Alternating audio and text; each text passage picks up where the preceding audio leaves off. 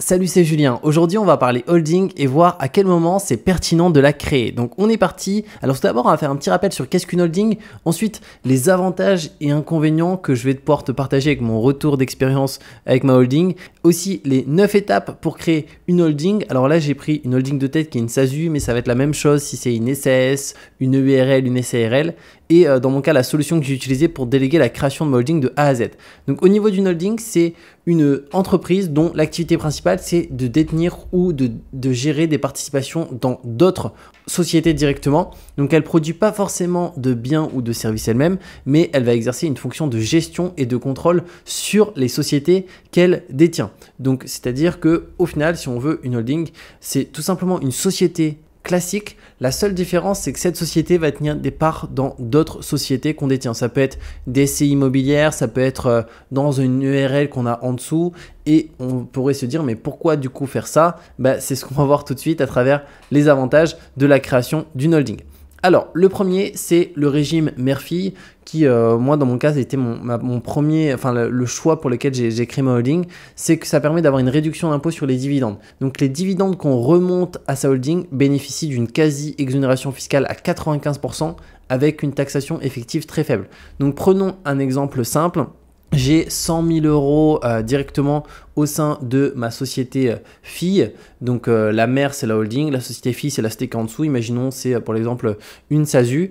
Si je souhaite remonter 100 000 euros de dividendes dans la mère, donc dans la holding, pour le coup, ça ne va pas coûter la flat tax de 30%. Ça va coûter, on va avoir une exonération de 95%. Donc concrètement, sur les 5 000 euros qui vont être fiscalisés, ils vont être fiscalisés à 30%. Mais du coup, 5 000 fois 30%, ça nous fait à peu près, si je ne me trompe pas, on doit être autour des 1000, même pas 1500 euros en fait. Donc sur 100 000 euros de remontée, on se tape exclusivement à peu près 1500 euros de taxation, ce qui est extrêmement faible. Et après, l'argent qui est dans cette holding, on peut l'investir notamment dans l'immobilier via des SCI immobilières si on le souhaite, aussi l'investir d'autres manières, donc sur un compte titre, sur des enveloppes fiscales qui permettent de faire travailler son argent.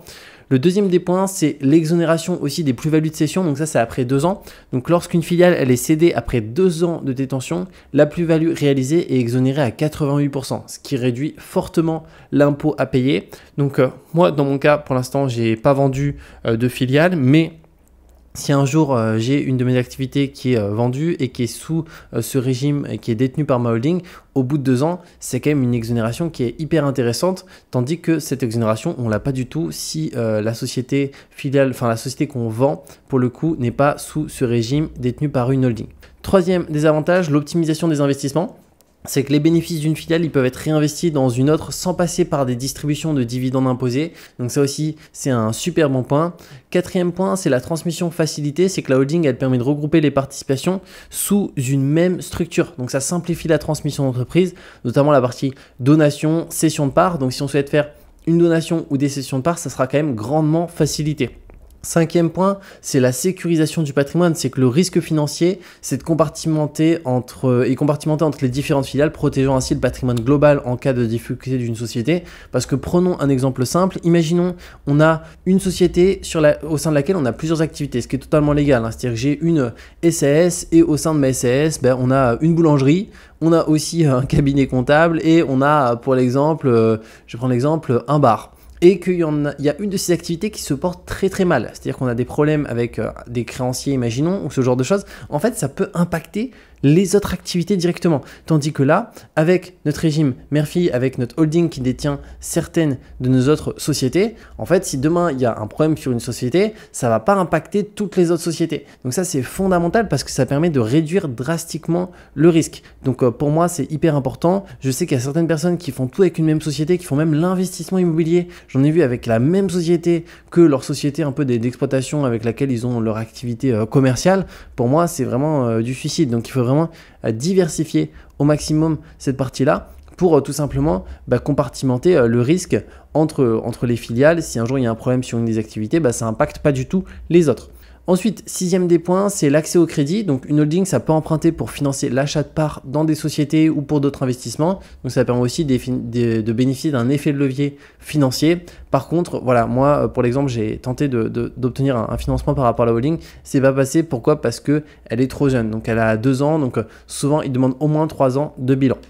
Maintenant, au niveau des inconvénients de la création d'une holding, à mon sens, il n'y en a vraiment qu'un seul, c'est que ça va nécessiter d'avoir au moins 2 sociétés, donc ça implique une comptabilité plus importante, donc des frais comptables aussi plus importants, mais c'est largement en fait amorti par rapport notamment aux remontées de dividendes avec une exonération de 95% et aussi par rapport à différents mécanismes qui, pour moi, qu'on a vu dans les avantages, qui permettent d'avoir quelque chose de beaucoup plus intéressant fiscalement et aussi en termes de diminution de risque et à tous les niveaux.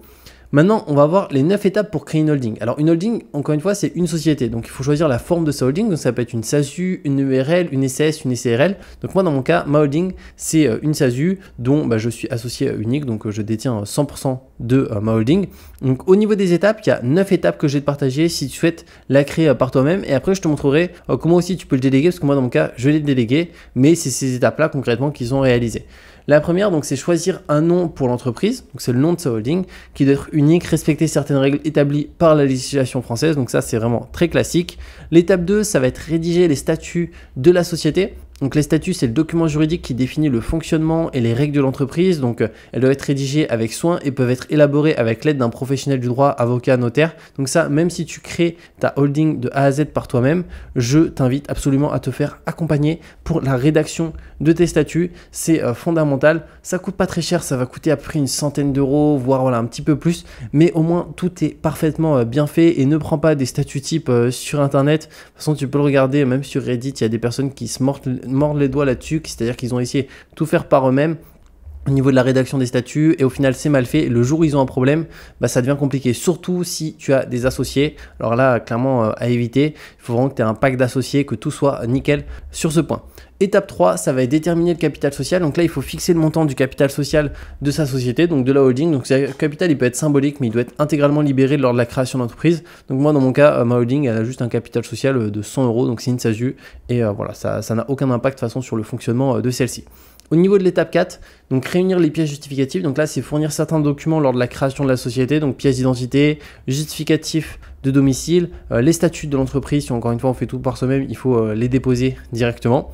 L'étape 5, ça va être ouvrir le compte bancaire professionnel de la société. Donc, il faut ouvrir un compte bancaire dédié à sa société holding. Donc, ça permet de séparer les finances personnelles de celles de l'entreprise en sachant que chez un même établissement, imaginons si on prend un établissement en ligne, je sais pas, je vais prendre la Société Générale qui, imaginons, propose un compte pro. Il faut savoir qu'on peut avoir plusieurs comptes pro chez un même établissement. Ça ne pose aucun problème parce qu'en fait, c'est des sociétés qui sont distinctes. Donc, si on a, imaginons, 3 sociétés, les 3 comptes peuvent être chez le même établissement. Juste, ils vont être quand même distincts. Ça ne sera pas le même compte pour les 3 activités. Au niveau de l'étape 6, donc immatriculer la société au RCS, donc c'est le registre du commerce et des sociétés. Donc là, c'est enregistré auprès du RCS l'entreprise. Donc là, on peut le faire en ligne ou sinon, il faut se rendre au sein d'un centre de formalité des entreprises compétentes directement. Étape 7, ça va être publier une annonce légale au sein d'un journal habilité à le faire, donc dans le département du siège social de l'entreprise. Donc cette annonce, elle va contenir des informations sur la création de la société, donc le nom de la personne qui a créé la société. Au-delà de ça, ça va être la date de création, le capital social. Ensuite, on va avoir l'étape 8, ça va être obtenir un extrait cabis. Donc là, c'est une fois qu'on est immatriculé au RCS, la société holding, elle recevra un extrait cabis. C'est la carte d'identité de l'entreprise en France sur lesquelles on a le SIREN, le SIRET, date de création, capital social, associé, etc. Et l'étape 9, ça va être déclarer l'activité de la société auprès des administrations compétentes. Donc là, ça va dépendre en fonction de l'activité de la société, mais ça peut être auprès d'organismes spécifiques comme les impôts, l'URSSAF, etc. Maintenant, dans mon cas, la solution que j'ai utilisée pour déléguer la création de ma holding. Alors pour le coup, je suis passé par service en ligne, donc qui est LegalPlace, donc c'est les numéros 1 dans la création d'entreprise en ligne. Alors pourquoi je suis passé par eux? En fait, c'est très simple, c'est notamment par rapport au fait qu'ils sont extrêmement bien notés. Donc ça fait partie des services les mieux notés dans la création d'entreprises, notamment de sociétés, et ils créent à la fois des SASU, des SARL, des SAS, des EURL. et aussi du coup ces sociétés-là sous forme de holding, donc ils peuvent les rattacher à d'autres sociétés. Donc ils ont été excellents sur plus de 10 000 avis, donc ça c'est vraiment top. Et la création de la holding coûte 0 €. Alors il y a exclusivement les frais de greffe et les frais d'avance légale, donc qui sont les frais obligatoires qu'on a même si on crée sa société par soi-même. Ici, publier l'avance légale, on va avoir aussi les frais de greffe et les frais d'avance légale à payer. Donc là, en fait, c'est 0 €. Alors comment est-ce que c'est possible? Parce que c'est une entreprise privée, donc rien n'est gratuit normalement sur une entreprise privée. En fait, c'est très simple, c'est qu'ils ont plusieurs packs. Donc en fait, ils ont 3 packs, 3 offres. Alors, ils ont un pack basique, là, à 0 €. Donc là, c'est concrètement, ici, c'est vraiment 0. C'est-à-dire que là, même si on ne prend pas la compta chez eux ou quoi que ce soit, c'est 0 € pour la création de notre société. Ensuite, ils ont un pack Express 24 heures. Donc là, qui est plus rapide, donc à peu près une semaine plus rapide, donc qui est à 199 €. Et là où il n'y a pas la partie comptabilité. Et après, il y a la partie ici, Express 24 heures plus comptabilité. Donc, il y a 0 €. Donc, moi, c'est celui-ci que j'ai pris. Et par contre, on a la comptabilité directement chez eux. Mais par contre, au niveau de la comptabilité, c'est hyper intéressant parce que c'est des 75 € hors taxe par mois. Donc, c'est vraiment hyper raisonnable. Et ils se chargent de tout. Ce qui est bien aussi, c'est qu'il y a un appel directement directement avec ici une personne juriste qui est gratuit, qui est offert. Donc moi, c'est pour ça que j'ai pris ce pack là, donc 0 € au niveau de la création. Et après, j'ai ma compta chez eux et ils ont un super bon service et surtout, ils sont vraiment experts là-dedans sur la partie gestion d'une holding, parce qu'encore une fois, c'est le service numéro 1, donc ils accompagnent énormément de sociétés, énormément de créateurs qui ont plusieurs sociétés avec une holding, voire des fois même des cascades d'holding, plusieurs holdings. Et moi, j'ai aussi créé ma SCI avec eux, mais bon, ça c'est différent. Mais en tout cas, voilà, super service. Et d'ailleurs, aussi, après, ce qui est bien, c'est que tu peux aussi avoir le compte pro chez eux. Donc moi, j'ai un compte pro qui est chez eux pour la holding, qui est le compte pro de la holding, et aussi de la domiciliation sur Paris qui me permet de réduire la CFE. Donc j'économise à peu près 1 000 € par an en termes de CFE parce que je suis domicilié sur Paris directement. Donc ça, c'est vraiment super. Et d'ailleurs, je te mettrai sous cette vidéo un lien en description avec un code promo que tu peux utiliser qui donne droit à 15% de réduction, donc c'est Julien Oka, et il donne droit à 100 € offerts sur la comptabilité. Alors 15% de réduction, c'est si tu prends une création qui est payante, donc comme celle-ci, la Express 24 heures. Si tu prends une création qui est gratuite, forcément ça ne donne pas 15%. Par contre, sur la partie comptabilité, ça donne droit à 100 €. Pareil sur compte pro, domiciliation, ça donne droit à 15% de réduction, donc c'est juste hyper intéressant. Donc voilà par rapport à cette vidéo sur comment directement créer sa holding. N'hésite pas d'ailleurs, si tu as la moindre question, à me la mettre en commentaire, je te répondrai avec plaisir. Et comme je t'ai dit, je te mets le lien ci-dessous pour créer ta holding gratuitement. Et au-delà de ça, tu peux utiliser le code promo qui est Julien Oka, qui te permet d'avoir 15% de réduction sur la création, mais aussi sur la partie domiciliation, compte pro, et au-delà de ça, 100 € offerts sur la partie comptabilité. Donc c'est juste hyper intéressant et on se retrouve très bientôt pour de nouvelles vidéos.